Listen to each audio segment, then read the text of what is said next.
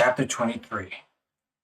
So at the time, I was still desperately looking for another roommate, a guy by the name of Joshua who was a security member who worked at the Paper Moon Gentlemen's Club. Summer of 2015, Joshua and a girl named Victoria who danced there at the club moved in. I felt relieved because that extra money that was needed, that came in. I stressed that I needed a full commitment and a full 30-day notice when they wanted to move out, and I would give them the same. Throughout that time, Josh and Victoria moved in and got paid up front. So battling with the mortgage company tried to come with a new lowering or the principal and forbearance still not granted. Josh bought a dog without letting me know, and I told him no. I said, "You should have let me know in advance." He said he thought I was a dog lover. I said, "Yes, but couldn't have a dog there, and that he needed to be able to take care of the dog." I should have been told he planned to do this. So from the get-go was an issue, but knowing I needed the money, accepted it. Victoria had a boyfriend that stayed there with her, and of course, I had a big problem with this because he had just got out of jail for hitting a minor kid, as opposed to a major kid. Really, too much drama compared to the drama that I had going on without this new scenario, but the underlining bottom line, I needed the extra money, so I accepted this. The dog that Josh had wasn't trained and shitted up a storm on my Oriental rugs and my hardwood floor. I simply said to pick up after your dog, or if not, then move out. Still under a lot of stress, and more stress was to come. Working at all hours of the day, I had no time to even get away from all of the current drama. Meanwhile, Jamie wanted me to pay for a doctor visit, and yet wouldn't tell me what the visit was about. I said, "If you want me to pay for it, you need to tell me what's going on." She had an issue with her liver. So I said, "That's pretty damn serious. What exactly is going on?" "I can't tell you, just trust me." I said, "How much do you need?" And she told me $250. She said all she can say is they need to check her liver out for previous complications. So I picked her up and took her to the doctor's office. Meanwhile, Angela calls me and asks me why I've been so quiet. I said that I had new roommates moving in and working long hours, and I'm currently having a fare, taking a regular to the doctor's visit, and waiting for them to come out. Just then, while I was on the phone, Jimmy said, "I'm ready. Do you have the money to pay the doctors?" Angela said, "Who's that?" Why is she asking if you had the money to pay for a doctor's office? Are you messing around with another tramp?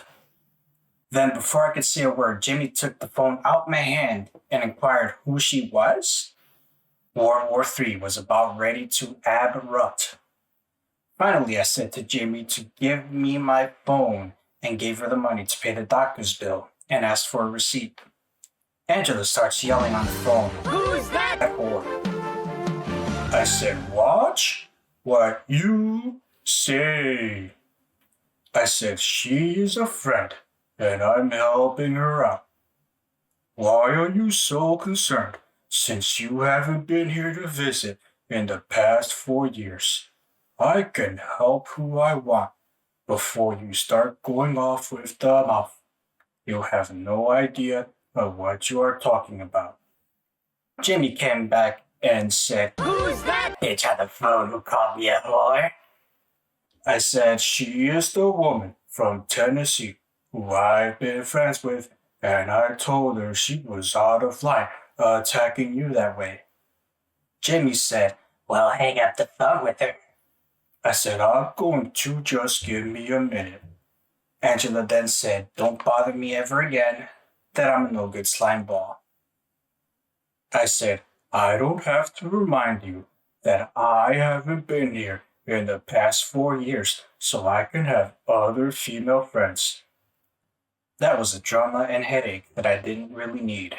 After that, Jamie wanted me to take her to her girlfriend's house, so I did, and she got the Suboxone from her to settle her down. Then I took her back to Orlando. Our birthdays are 6 days apart, July 10th and July 16th, and I wanted to plan something with her, but she had plans with the old man, so I got pissed off but decided to not say anything and let it slide since it was a few weeks away. When the time came of the week of our birthdays, I had to share her company with the old man while he wines and dines her at a fancy ritzy steakhouse. I told her, as soon as you finish, let's do something. Never heard anything, which pissed me off, so another argument brewed because of it. Finally, Jamie called me from the old man's number.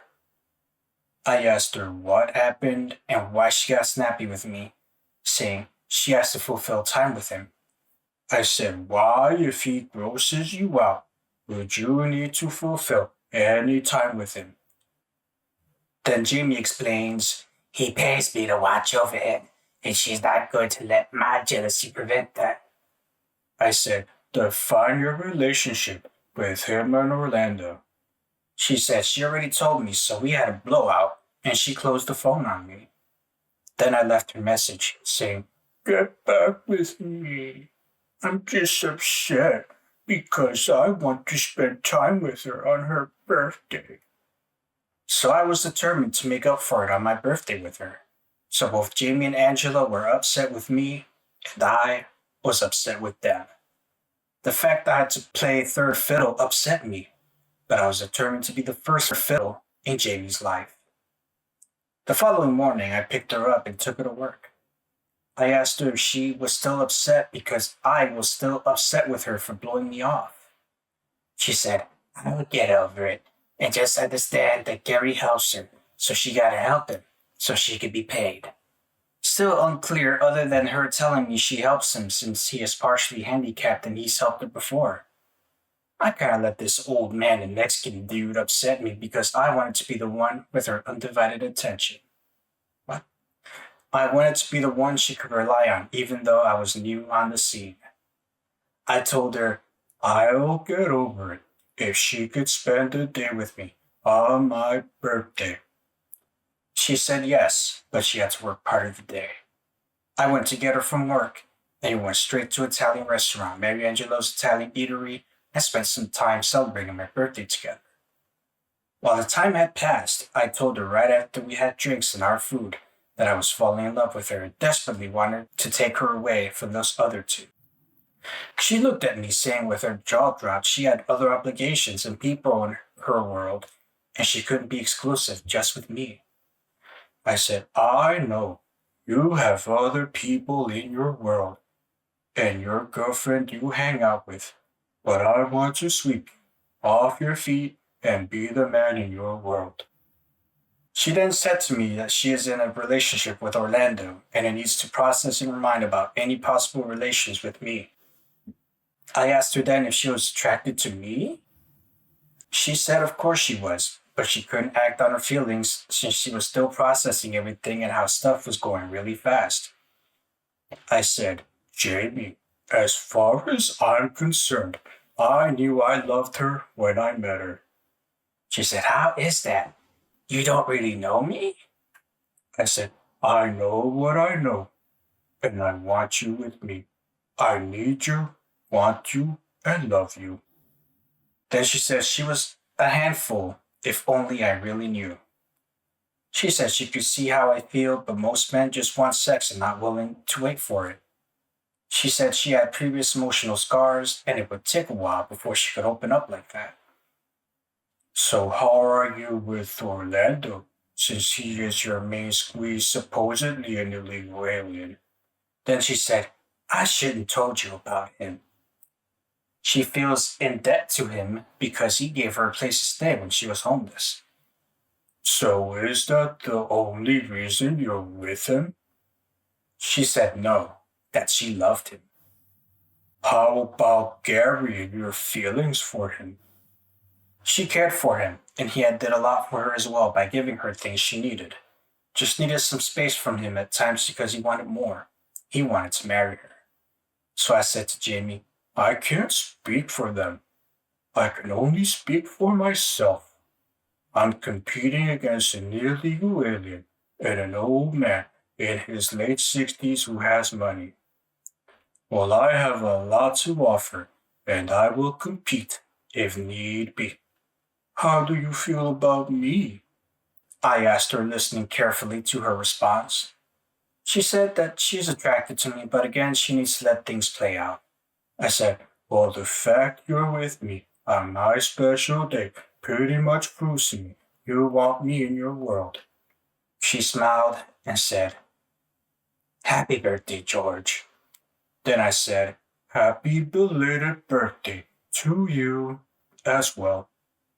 We hung out and drank some mixed drinks until it got late and I took her home to Orlando's. Meanwhile, on the phone, 6 messages left from Angela calling me everything under the sun and every curse word imaginable. I finally told her she was out of line and she needed not to be hostile on the phone. She then told me that I attract needy women. I said, Wow, are you one of them? She said she is financially set and threw it in my face about not blowing her money away like I did. I then told her she needed to have a conversation with herself because I'm not listening to this shit. Back at the house, I walked in my living room, seeing Victoria and her man having sex in my living room. I said, Take it upstairs to your room so that I don't need to walk in the house and she romper room. I questioned where Josh was, and they didn't know. Meanwhile, Josh came walking in with a gun on his holster. I told Josh from the very beginning this was one of the stipulations of him moving in about having no weapons in my house. He said he has a gun for protection. I said it's not needed in the house. So long drawn out argument proceeded about that finally. I said, You either put it someplace else, or hide it in your car, or move the hell out. I meant truly what I said. Then, walking upstairs, saw more dog shit on my hardwood floors. I had to take a beauty knife, along with a mask, and clean the floor up. I was extremely upset walking in my castle dealing with a circus with the people living there. I wanted to scream. Finally, they paid for the back rent in which they owed me, and Victoria apologized about making out with her boyfriend on my living room floor. I felt like anyone who was going to be making out on the living room floor was going to be me, not anyone else. I needed to make stipulations, though as much as I needed the money, I couldn't deal with the drama that came along with it. Months later, all hell broke loose. For some reason and somehow, Victoria's boyfriend thought I had my designs on Victoria. Finally, I told him and Victoria that he was not allowed to enter my home, which eventually caused Victoria to move out. I said, I will not be disrespected by this punk, and he is not allowed to step 1 foot on my property. Eventually, Victoria moved out. Josh lost his job at Paper Moon and ended up working as a nighttime clerk at a gas station, which caused him to be late on the rent. Meanwhile, the trolls kept trashing me and stealing videos from my page. When Keb and I started to film some shows that we used to our Dogwood Deli, we filmed some shows which eventually got stolen from those trolls. More drama lurking, and too much I couldn't deal with. I would immerse myself with work and more work to keep my mind off all the access drama that was going on. Meanwhile, more hassle with the mortgage company trying to force their hand to give me a modification on my loan to save my house. This was an ongoing issue. The following morning, I asked Jamie to move in with me. She laughed, saying, I'm living somewhere else. I said, I know, but you live in a house with 6 other Mexican men. How long is that going to last? I said, I need help to save my house, and it is a no-brainer in my eyes. In light of it, I'm working, and you're working, and it would be perfect. She said that needed to be around her girlfriend and go and come as she pleased. Then I said, if you move in, I'll work in getting you a car. She said she can't drive because she had violations already on her record and a bunch of unpaid traffic tickets. I said, point blank, you work with me, I work with you. I drove her to my house and she met Victoria. Victoria was moving out. Jamie and Victoria spoke briefly. Victoria's boyfriend helped her move out, and I said, what is that son of bitch doing here? I don't care. I don't want that motherfucker in my house. So briefly, she got most of her stuff and left that prick. Jamie relaxed in my bed and said, How does that comforter feel? I could tell Jamie felt comfortable nestled in my bed with the comforter. I hopped in the bed and started stroking her hair.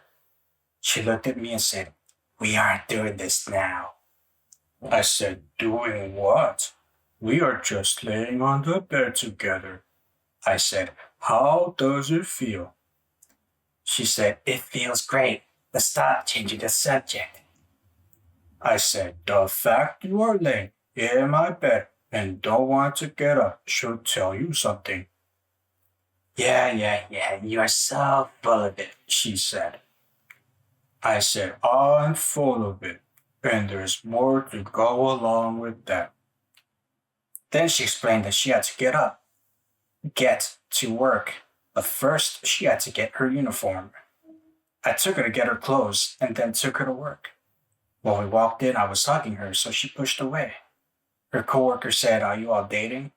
I said, We sure are. We argue just like an old married couple. Then she looked at me and told me to shut up. I said, We do though. Then she looked at me with a frown and said, Don't tell these people our business. I don't want them to know nothing about my personal business. I said, Okay, and picked her up later on from work, taking her to get her Spox on.